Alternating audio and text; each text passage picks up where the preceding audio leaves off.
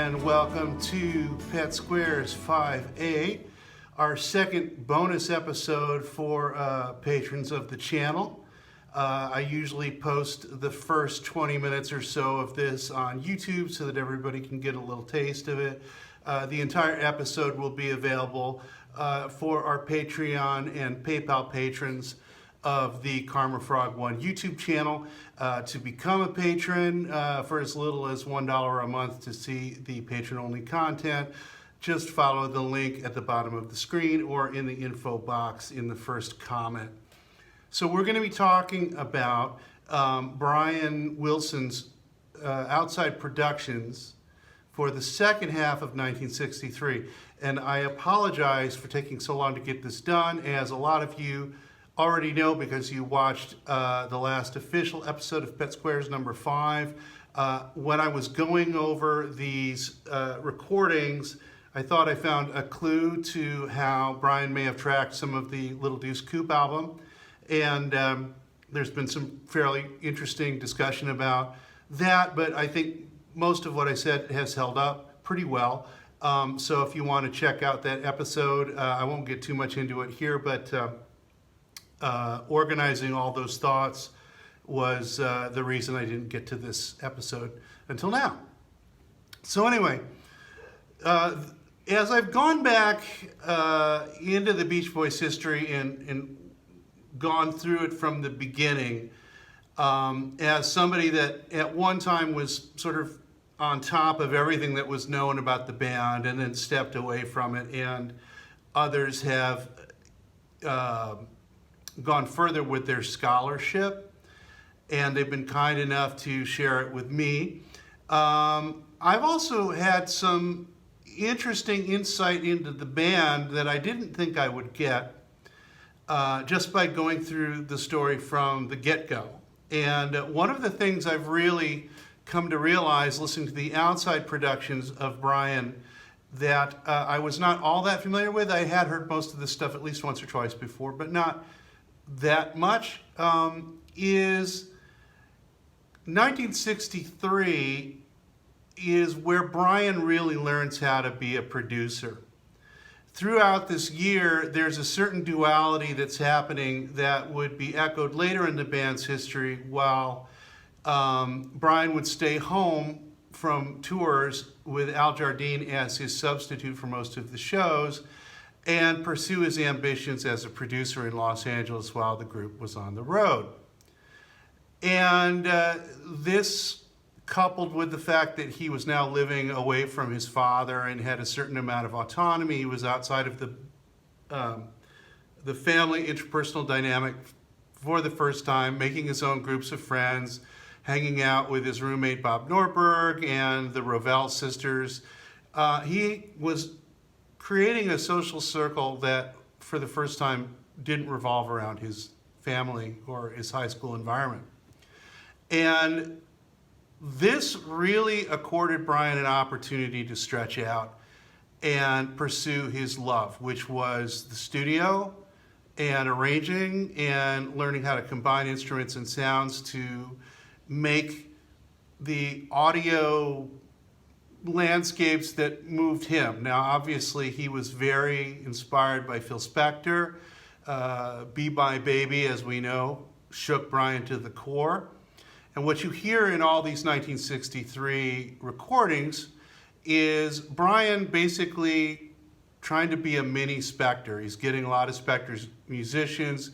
He's mimicking, and in some cases, reimagining a lot of Spector's trademarks. He's finding his own sort of spin on that sound. And I don't think you would get the groundbreaking recordings that we got with the Beach Boys starting in late 64 or 65 if Brian hadn't had this period away from the band to sort of learn his trade. So we're going to go through these with the ample help from Andrew Doe's Bellagio10452.com website to help keep us in chronological order. I also want to acknowledge the help of a couple of really great experts. Craig Slowinski, who is the world's foremost authority on who played what on Beach Boys records, someone that's been extremely helpful with this show, and also that I'm, hopefully helping him a little too by sort of regurgitating this stuff and giving some perspective on it. And also through Craig, we've got some input on this show from Mark A. Moore, who is the world's authority pretty much on Jan and Dean, and we'll be talking a little bit about Jan and Dean in this show. Also, I just want to say, for the Pet Squares bonus episodes like this one, I take things a little looser. I don't edit things as tightly. I don't have as many little bells and whistles. I want this to be kind of a relaxed time for everybody. I also experiment a little with the lighting, so if I'm a little bit different than I usually see, you'll see there's a backlight behind me. It's just, this is my time to experiment. It's kind of like Brian's outside productions. It all ties in, right?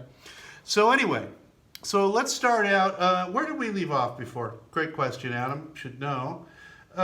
So we are in June. Okay, so we're halfway through 1963. And we talked about what happened previous to this on Pet Sounds 3A. The first song that we're going to cover is cut on June 14th. It's called Back Home. It is, as most of you probably know, an early version of a song that was re-recorded twice, once in 1970 and once in 1976 for the 15 Big Ones album. But it goes all the way back to this period. Brian co-wrote it with Bob Norberg, whose songwriting credit mysteriously disappeared later on. This was recorded at Gold Star Studios. It was also funded by the Gold Star Record Company, according to Craig. I'm not quite sure what that was, but someone paid for it. That's good for Brian, right? Some things about this that are worth discussing. It's really interesting to hear the contrast between this and the 15 Big Ones version. Obviously, two completely different eras of the band. There's a bridge on the 1963 version of Back Home that's not there on 15 Big Ones. It's got, as almost every song we're going to cover today does, the big blaring dual horn attack of Steve Douglas and Jay Migliore from the Wrecking Crew. This is also a noteworthy recording because of some of the other players on it. We have David Gates on bass. Now, for those of you who don't know who that is, or you're thinking, David Gates, I know that name. He was sort of I don't want to say a B member of the Wrecking Crew, because everybody who played on the sessions was really good. But you sort of peripheral to that group of people. He did a lot of sessions at the time. Another guy that was pretty much on the A-list of the Wrecking Crew was a guy named Larry Nichol, who played piano and bass. Larry and David would go on to form the group Bread, which were very, very, very big in the early to mid-70s. So David Gates played bass on this song. Not on bass, but on guitar, and on her first session for Brian is the legendary Carol Kay. And so you have some pretty interesting people on this recording. Filling out the band, Brian on piano, Bob Norberg on guitar, Hal Blaine on drums, possibly Carl Wilson on backups. It depends. The band was in Hawaii for this session. But it's a pretty cool recording. Now, the same session, they did a track for a song called Black Wednesday, and this later became, with a different set of lyrics. Well, I don't even know if they had lyrics when it was Black Wednesday. Kind of would have been interesting to see what the Black Wednesday was all about. But it became Run Around Lover, which was recorded with lead vocals by one Sharon Marie Esparza. Sharon Marie, as her name was truncated on the record label, was a young woman who met the Beach Boys at a Memorial Day gig in Rio Neto, California. She subsequently became Mike's girlfriend. Mike prevailed on Brian to produce her, and probably didn't have to prevail very much because not only was she pretty much a knockout, but she's a pretty good singer. And getting into Run Around Lover now, which was released as a single, I believe, in October. Yes, I'm right about that, October 21st. I don't have it immediately in front of me who released it, but I'm sure I'll put it up there if it is available information. So the Black Wednesday track, again with the same group of people, really, really cool recording. Mike's discovery, Sharon Marie Esparza, had a pretty decent singing voice, a fair amount of sass in this vocal. You know, she really kind of sells the song. I don't know what the source is for what's on YouTube, because you know a lot of these things, some come from the original session tape, some come from a vinyl or whatever, but wherever they got this, it sounds smoking. It sounds great. The drums in particular, tom-toms, very, very present. You know, it's really cool to hear some of these Wrecking Crew played productions of Brian's from '63, because in a lot of cases, for various reasons, what we have is just a lot clearer and richer and closer to the source material. It just really has a lot of punch to it. So this recording is like that, which is one thing that's interesting about this recording is you've got that triplet beat that you heard on a lot of records at the time. I got into this a little bit on the last episode, Pet Squares 5, where on a song that we're going to review later, a song called Pamela Jean, Hal was having a lot of trouble playing this beat, which led me to believe possibly it wasn't really him. I'll just note that for now, because we're going to get back to that. That Hal is on this track, and he's having no trouble whatsoever playing which is what I would expect from a session pro like Hal. So that's all I really have to say about Run Around Lover. Now let's talk about the B-side, Thinking About You Baby. This was a proto version of Darlin', which, as you know, was a hit for the Beach Boys in 1968. This was, again, co-written by Mike and Brian. And also, it was later done in its original version, Thinking About You Baby, this version, by Spring, which was Brian's wife's and sister-in-law's band from the early 70s, basically a carryover from the Honeys. And so let's try to talk about all this at once. Comparing this version, the 1963 version, to Darlin', it's quite different. There's a few of the transition chords are a little different. The melody's pretty much the same, but the whole vibe is completely different. You know, Darlin' is really driving, darling. Keep dreaming about, I know, but anyway, whatever it is. Whereas the Thinking About You Baby beat is bump, bump, bump, bump, da da ba ba ba ba. It's kind of very slow, very mournful, kind of a stop and start stuttering beat. Very much in the wall of sound, kind of a feel from Brian. You know, Sharon Marie really does, again, quite a good reading of this. She sounds appropriately desperate. It's a song about a woman who's separated from her lover, and she's feeling kind of bad about it. And you know, some of the lyrics, which I assume are Mike's, are a little bit disturbing. There's like, I'll do anything to make you stay, gonna let you have your way. Yeah, we can imagine what that's about. But you know, as sort of uncomfortable as that makes me, it's also somewhat psychologically astute for the kind of song this is. So yeah, you can look at that a couple of different ways. One of the things I want to call attention to on this version, there's a really cool string counterpoint at 1 minute and 50 seconds. Again, very much showing the Spector influence on this song. It's a little bit of a throwaway part, but it's really nice. And at the end, there's a foreshadowing of the ending of She Knows Me Too Well. Brian liked that tag idea, and he used it in a couple of different songs before he completely committed to it on She Knows Me Too Well. The Spring version, which came out in '72, that's another interesting thing to A-B with Darlin' and this, is the whole melody on the Spring version is pushed back a beat or two, which kind of trippy, kind of off-putting. Brian seemed to be getting into some weird rhythmic bags in the early 70s, so that's another example of that. Now, speaking of Spring, of course, the progenitor of Spring was the three-piece girl band Honeys, which was perhaps Brian's biggest production interest outside the Beach Boys in this period. It was, of course, his then girlfriend Marilyn Ravel, Marilyn's sister Diane, and her cousin Sandra Glantz, who later changed her name. Well, didn't later, she already had changed her name to Ginger Blake. And so we are back in the studio with them on the 24th of July at Capitol.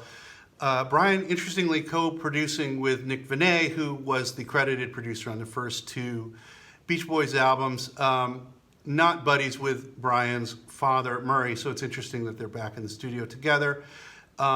We again have sort of a skeleton wrecking crew. You like that? Skeleton wrecking crew is pretty good, huh? Brian, Ray Pullman on bass, Hal Blaine on drums, Steve and Jay on horns once again. This song was written by Diana and Ginger, and it's really very un-Brian-like in the unorthodox intro. In fact, let me play it for you real quick.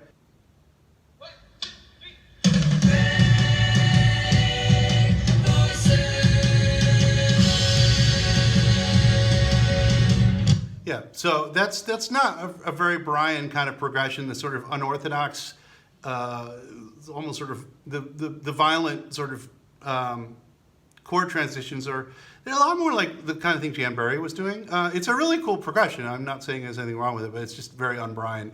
Even in Brian's most unorthodox, there was always a logical chain of chord theory running through it. Well, almost always. But really interesting track. Again, a pretty slamming recording. The sax and drums are right in your face. Hal's playing a little ahead of the beat, must be said. It's rushed a little bit. But this, like so many of these recordings, a lot tougher than the Beach Boys sound. The sax solo is really gnarly, and I mean that in a good way, just it's grinding right on you. I also want to call out how, again, the Honeys just have a lot of moxie, almost a proto-feminist vibe. The Honeys are telling you, they're not sitting around waiting for the Surfer Boys. No, they're going out and doing their own thing. Really like the attitude on the Honeys recordings of this time. Small critique of this recording is in the bridge, the vocals are so low pitched, and it's actually well down into the male register. You can't really hear the lead vocal. I don't know who's singing there. I wish I did. Should have asked. But you know, all in all, a really cool recording. Hide Go Seek was the B-side. This is another Brian attempt, his third, to make a dance craze out of a childhood game. This follows Humpty Dumpty and the Baker Man. Another nice sassy vocal from the whoever's singing lead. I would guess maybe Ginger, but I don't actually know. Sounds like Brian is singing in the background on this one. There's also some drum overdubbing, and in as often happens when you're overdubbing that way, it's noticeably sloppy. But you know, it's a pretty cool track. Okay, so now we get into the Survivors era. That comes into August, and that butts into the recording sessions for Little Deuce Coupe. I talked a little bit about that, well, a lot about that on the Pets Squares number 5. The Survivors were comprised of Brian's roommate Bob Norberg, Rich Peterson, who I believe was a vocalist, and Dave Nolan on guitar. Rich claimed at this time they were actually cutting tracks for the Beach Boys. There is some evidence, as I detailed on the last episode, that some of the Survivors tracks were repurposed as Beach Boys tracks. Whether they sang on the tracks, as Rich claimed, that's a little more in doubt. If they did, there's only a couple of songs that are candidates. So that may have been some exaggeration on his part, or it may have been something that they did that was wiped later. But there is no question that just prior to the Little Deuce Coupe sessions, Brian was in the studio, apparently in Gold Star and radio recorders, doing sessions with the Survivors in hopes of getting them a deal. August 5th is the first session that was, I believe, at Gold Star, and the tracks they cut were Witch Stand, as in Sandwich Stand, and Girly. These are not available to listen on the internet that I could find.